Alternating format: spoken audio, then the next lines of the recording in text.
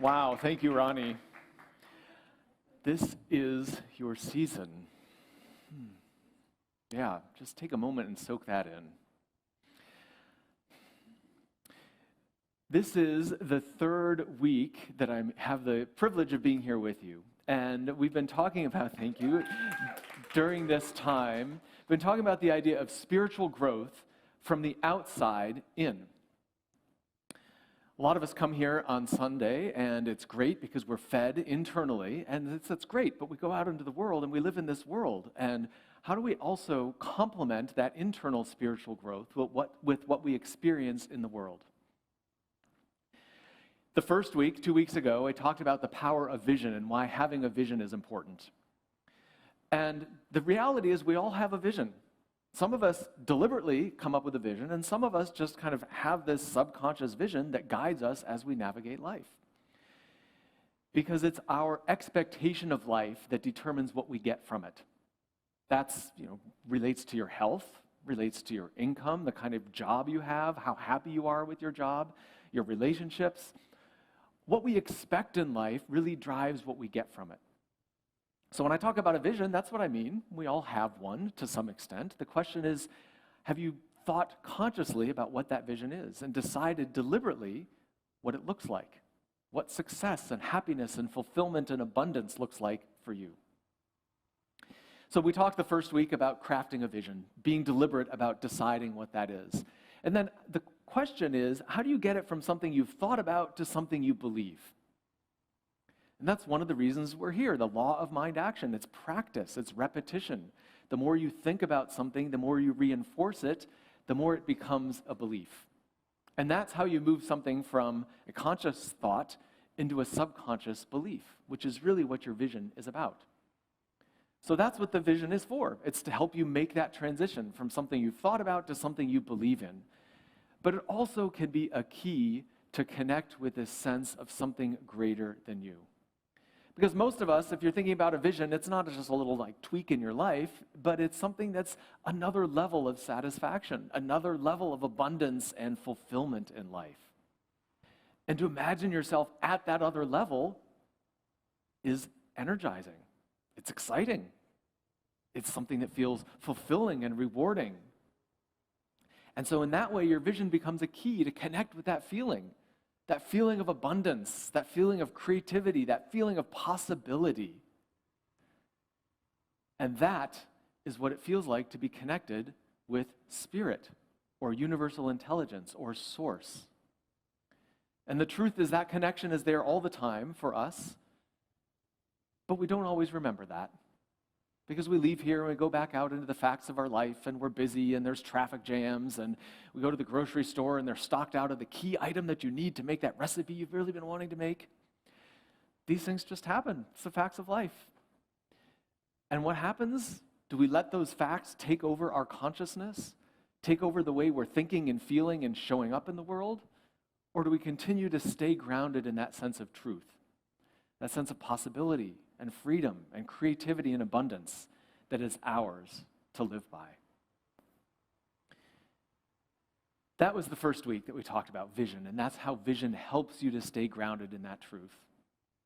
The second week, we talked about what many of us believe is the dominant factor in our lives. Many of us put so much emphasis on this thing as if it has control over what we do, who we are, what kind of possibilities we have.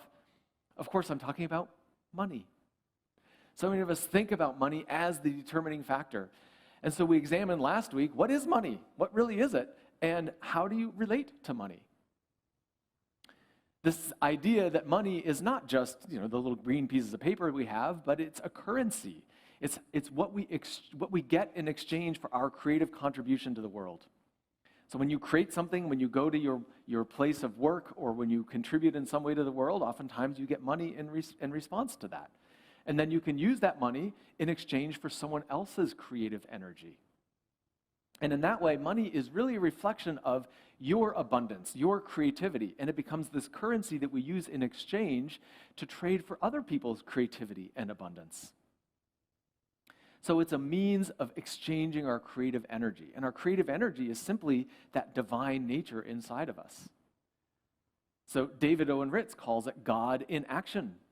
Money is really God in action because it's how we exchange our creative energy with each other. That's a different way of thinking about money. At least it is for me.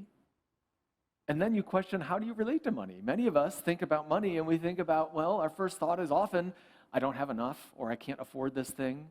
Right? So money all of a sudden in our mind becomes associated with scarcity or not enough. Does anybody have that? I've got some of that going on. It's worth noticing that. How can I change that thinking? How can I be deliberate about remembering what money is? There's enough. And then, is money a good thing or not a good thing? Right? Many of us think that money is you've ever heard the phrase, the money is the source of evil? I've heard that before. Is that true? Is that what you believe about money? How will you ever have more money if that's what you believe about it? Do you ever attract something that you don't like? Well, so can we change the way we're thinking about money? Can it become a friend? Can you enjoy money? Can you be grateful when you have it? Can you be comfortable with your relationship with money? And then finally, how do you spend money in the world? Many of us, whether it's paying your home insurance bill or paying for your groceries or whatever it is, we all have expenses that we're like, oh, I really don't want to spend that money. But can we instead give money with joy and gratitude and faith and trust that we're putting positive energy out into the world? This is an exchange. This is God in action. This is exchange of our creative energy. Can we relate to spending money in that way? So different ways of thinking about money. And that brings us then to today. And the final series in this 3-series talk is about making a quantum leap, which is a giant step. Can you make a giant step forward? So I want to share with you a little bit from this book. It's called U Squared, written by a guy named Price Pritchett.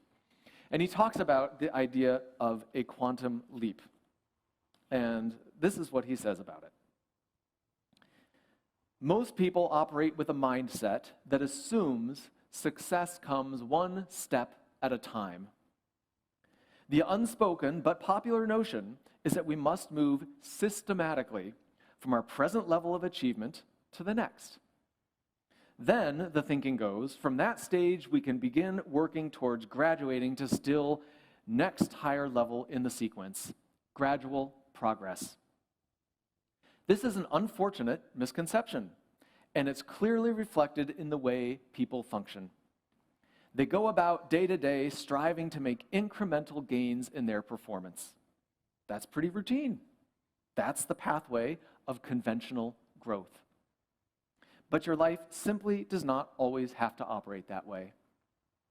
Advancing in a measured pace, step by step, from where you are to a little bit better, ordinarily feels easier, more natural, and even safer. But in certain areas of your life, you can just as easily think in terms of skipping levels. You can move from your present level of achievement to one that is several stages higher directly. You make a quantum leap. Instead of accepting present circumstances or being content with gradual improvement, you go for a breakthrough. That's a pretty cool idea, isn't it? Well, over the last couple of weeks, I've been sharing a little bit of this TV show that I watched last year during the pandemic called Undercover Billionaire. Very simple premise. They take 3 very successful people in the real world, and they put them in a city they've never been to with $100, a car, and a cell phone with no contacts. They can't use their money, their resources, their connections, and they have to build $1 million business in 90 days. That's their challenge. That, to me, sounds like a quantum leap. I don't know about the rest of you, but if I dropped into a city with $100, I would be focused on survival. Right? Where am I going to stay? What am I going to eat? And sure, these people thought about that. They had to. But at the same time, they weren't looking at incremental progress. They were saying, how do I make a quantum leap from this place where I'm struggling to survive to a place where I can build $1 million business within 90 days? It takes a few ingredients to be able to do that, to be able to make that quantum leap. The first thing that is required is what Napoleon Hill says the starting point of all achievement. Napoleon Hill is one of the best selling authors of all times. He wrote the book Think and Grow Rich after studying thousands of millionaires in the early 1900s and figuring out what is it that makes them successful. He says the starting point of all achievement in life is desire. Starts with desire. Now, these three people in the show I watched, Undercover Billionaire, clearly they had desire because they had their reputations at stake. They volunteered to go do this. They said, yeah, I'm committed. I'm going to make this happen. I'm going to figure out how to build $1 million business in 90 days. So they had the desire. But for many of us, we have desire, but it's easy for that desire to kind of slip over here and start to feel like hoping or wishing. Right? Oh, I've got this desire. I'd love to build $1 million business. Oh, maybe someday I'll get there. Wouldn't it be nice? I hope I could do it, or I wish I could. Which brings us to a second important ingredient. It's not just the desire by itself. That's not enough. With the desire has to come a sense of belief. A sense of belief that you can do it. And when you have the desire and the belief, those two things come together. And instead of wishing or hoping, now you become ready to receive this thing. Ready to receive what it is that's in your vision, what's important to you, and what represents abundance and success to you. One of the three people in the show, Undercover Billionaire, her name was Elaine. She was working on starting a retail establishment where they would be selling sandwiches and groceries and that kind of thing. And that's a big undertaking to get through in 90 days. And so she was enlisting help. And so she found this person, actually a few people, who volunteered to help her in this business. And volunteered. So keep this in mind. These people had some free time, but they were not being paid for their time. They were working more than 40 hours a week, following directions from this woman, Elaine, who was telling them what to do. And there was a moment in the show where they stopped and they interviewed this young woman, and they said, "Why are you doing this? You're not getting paid to do this. You don't really know what's going to come of it. You're just volunteering your time, helping this woman to achieve her goal, but why?" And this young woman said, "I can't tell you what it is, but that woman, Elaine, she's a boss lady." And I love that phrase. She's a boss. She knows what she's doing. What did she have? She had desire and she had belief. And that energy came through. That energy came through enough that the people around her noticed it. They said, "This is not a person I run into every day." And this young woman said, "I want to hitch my wagon to that train because it's going somewhere. I can tell it's going somewhere." So it's that question of for all of us, for each one of us. We may have a vision. Do we have the real desire? Do we have that burning desire? And do we have the belief that we can do it? Do we have the belief that we're resourced, that we are abundant, that we are creative, that we are, in fact, divine? Do we believe that more and more regularly, more and more deeply and consistently, so that we put that energy out around us into the world? Now, just because you're putting that energy out doesn't mean that everything goes easily for you. In fact, this woman, Elaine, they're going to do a little soft opening, like a friends and family launch event for this retail establishment that they've set up. And they open up the doors that morning, and there's been a sewer backup in their place. Can you imagine that? Like, what bad timing. What a disappointment. So they had to cancel it. They couldn't do it, of course. And it wasn't just her. The other contestants had their own share of issues. Another one was starting a business where she was selling fresh squeezed juices. And, anywhere from the juicer breaking down to, this big event that she had planned with a truck showing up, and the truck got a flat tire and couldn't show up, and like 80% of what she had planned fell through. I mean, there was challenge after challenge after challenge for these people. And the question is, what do you do when that happens? It's so easy to go focus on the challenges and say, "Oh man, I can't believe this happened. What bad luck that the sewer backs up on the day that we're scheduled to open. If it had happened a day earlier, they could have dealt with it. What bad luck, what do we do? Poor us, it's not going to happen." It's so easy to get focused on the problems that show up in life. Does anyone have any problems in their life? Anyone? Yeah. A few hands, only 20% of you. That's pretty good. I like that. We all have problems that show up. But the question is, what do we do when they show up? Do we focus on them? Do we put all of our time and energy? Do we stop what we're doing to go solve that problem? What these people did in this show is they embraced this idea of non-resistance. Things are going to happen in life. We all know that. It's all happened to you. It's happened to me. It's happened to all of us. But what do you do when things happen? If you resist it, if you focus on it, if you put all of your energy and you stop everything else you're doing and saying, I got to fix this problem, where are you putting all of your energy? Into the problem. Exactly. And when you put energy into something, what happens to it? It grows. So the idea of non-resistance is don't resist the problem. Problems happen. That's not something we can control. That's going to happen. Challenges, obstacles, these things will happen. Think of it like water rolling down a hill. When water is rolling down a hill and it encounters a little rock, the water doesn't just stop behind the rock. It finds its way around and keeps going down the hill. How can we embrace that same idea of non-resistance? There was a scene in which this woman who was starting the juicing business was very early in the show, and she was looking to raise money to start her business. Keep in mind, she didn't know many people in this town. She'd only been there for a week or 10 days or so, but she had made some good connections. And she was able to, through those connections, invite a group of women together who were resourced enough to support a business and who believed in supporting women entrepreneurs. It was the perfect setup for her. She wanted to raise $10,000 for her business so she could get equipment, do some advertising, hire people, all of that kind of things you need to start your business. $10,000 is a lot of money, but to start a business, it's a pretty reasonable investment. So she did her presentation. She gave them each a little sample of the juice so they could taste it. She gave the whole business model, the plan, how she was going to do it, and then came the moment of truth. She made her ask, I'm looking for $10,000 to get this business off the ground. One person responded, and that one person contributed $1,500. I watched this happen, and my heart sank. I said, $10,000, like this was the prime time for her to get this money. She had all the right people in the community present. She had a great story. She gave them a sample. It's a reasonable amount of money.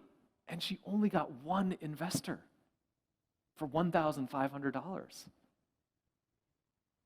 It felt like a heavy moment to me. All of this happened in a flash inside of me. And in the next scene, what does this woman do? She says, yes, I got my first investor. I had to push pause on the video at that moment because there was such a dramatic difference between me sitting over here saying, oh my goodness, a failure, and her standing over here going, yes, I got my first investor. What do you do when you encounter obstacles in your life? What a reflection that was for me. How do I encounter difficulties and challenges? How do I think about them? What do I do as a result? There was clearly a little resistance going on over here, and there was clearly more flow going on over here. I just think that was a great lesson. Now, making a quantum leap, going for something bold, can feel kind of risky. And I want to read you another little section from this book, U Squared, again, by Price Pritchett, who talks specifically about that.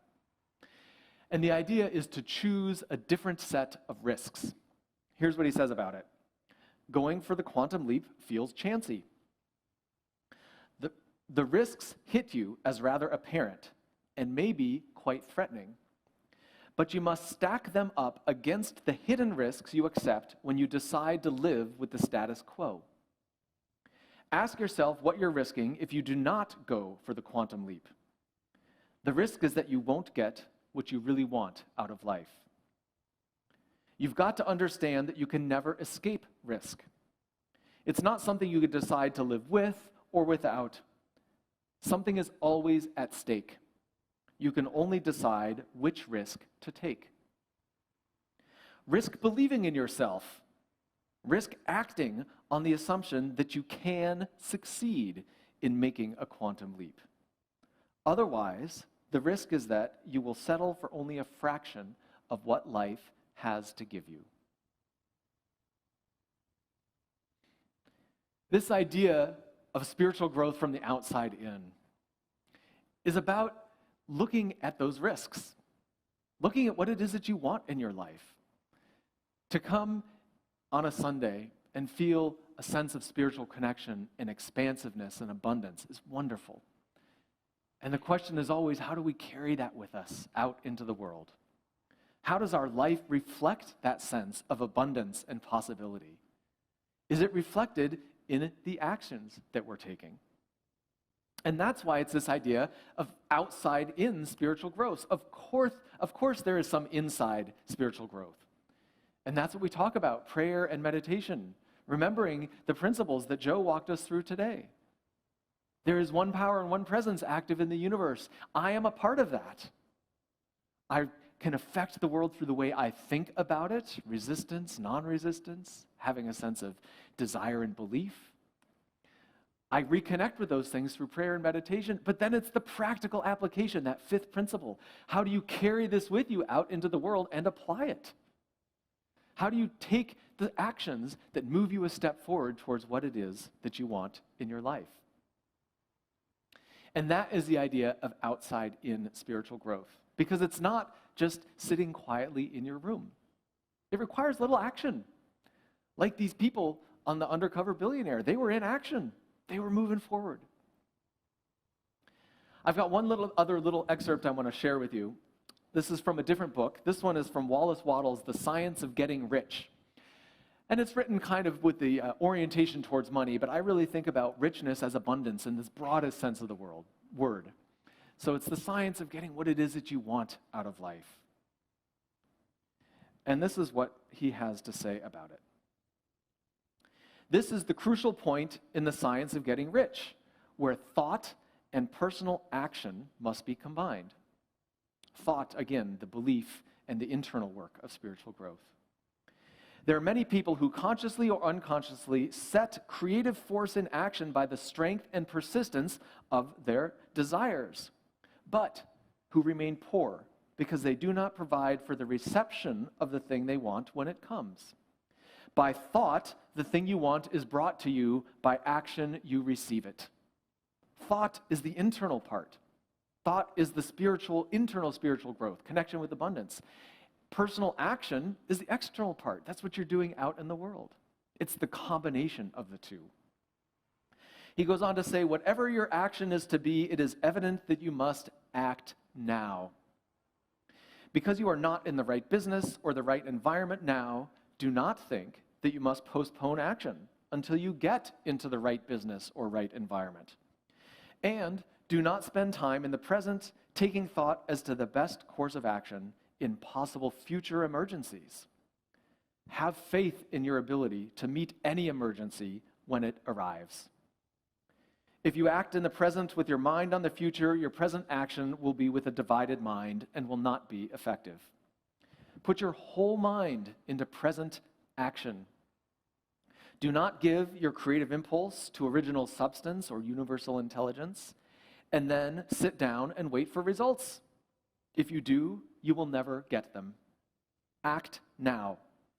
There is never any time but now, and there never will be any time but now. If you are ever to begin to make ready for the reception of what you want, you must begin now.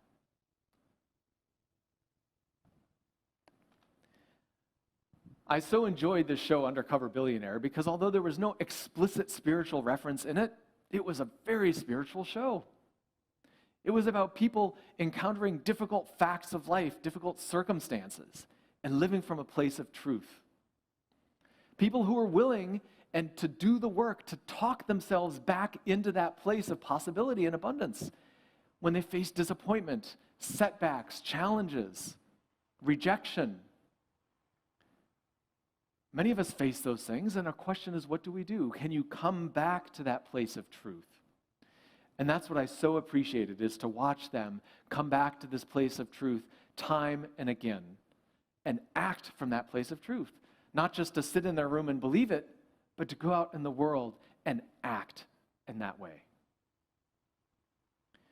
And so it's an iterative process. We do inside work so that we can show up in the world in an external way, and we do that work out in the world so that we believe that it's possible. It goes both ways. And so I hope that you leave today and you leave these sessions that we've had over the last couple of weeks with a vision and with a sense of desire, but more than that, a belief that it is possible for you. Not to get hung up on the obstacles, but to allow the flow to happen, not to resist them, to move forward.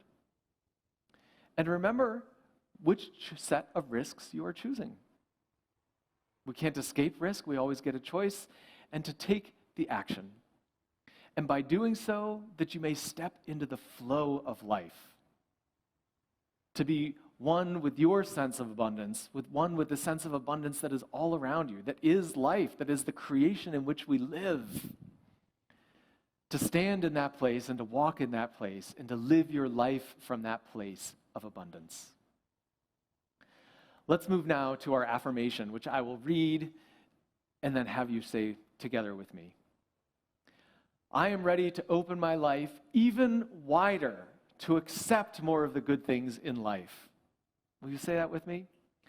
I am ready to open my life even wider to accept more of the good things in life. Indeed. Let's take that affirmation and take that sense of wide, open embracing of life into our time of meditation and prayer. I invite you to take a nice, deep, cleansing breath. Close your eyes if you're comfortable, or soften your gaze. And let your attention drift inward to that place inside of you that is the light of abundance and creativity, harmony, joy, belief.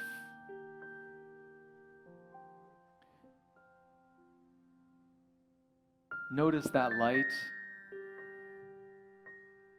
and allow yourself, give yourself permission to let that light shine a little bit brighter. That light is in each one of you. It's a natural result of who you are. And you can let your light shine in all of its magnificent colors out into the world.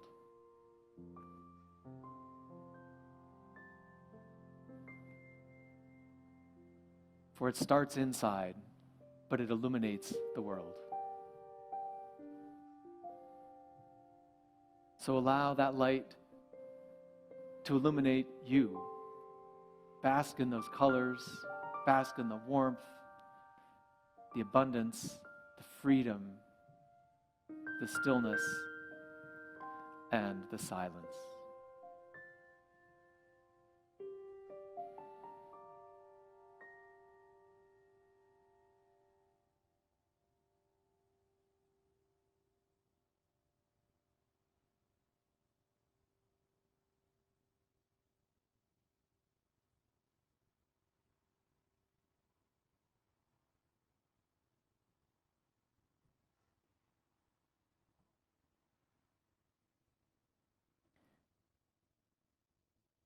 Now, as you take a deep breath, I invite you to let that light shine even brighter and to expand, to enfold anyone that you hold in prayer.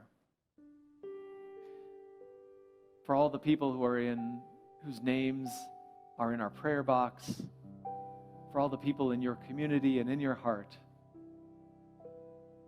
see that light in them. Share your light with them. See them surrounded by this energy of love, abundance, freedom, wholeness, allness, oneness. Feel that connection with them and feel the exchange of energy between you as they are guided by divine love to live more and more from their place of wholeness and wellness and abundance, living their magnificence in the world. We expand that circle of love and light to include our world, national, state, and local leaders, seeing them making wise and loving decisions for peace, goodwill, equality, equity, wholeness in the world. And as we breathe into that place of light and wholeness and completeness, we give thanks. We give thanks for this place, for this community, for this sense of wholeness. And with a sense of gratitude, we sing the Alleluia.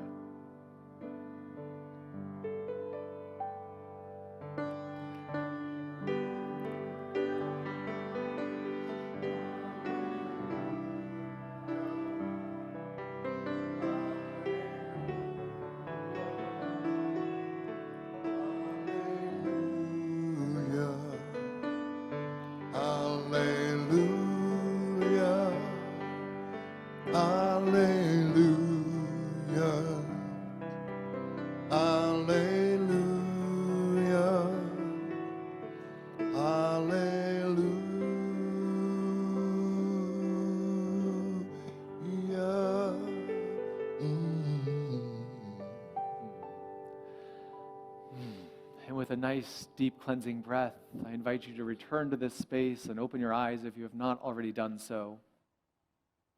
Bring that light with you and let it shine out into the world. Unity Palo Alto is here to help you shine your light in the world.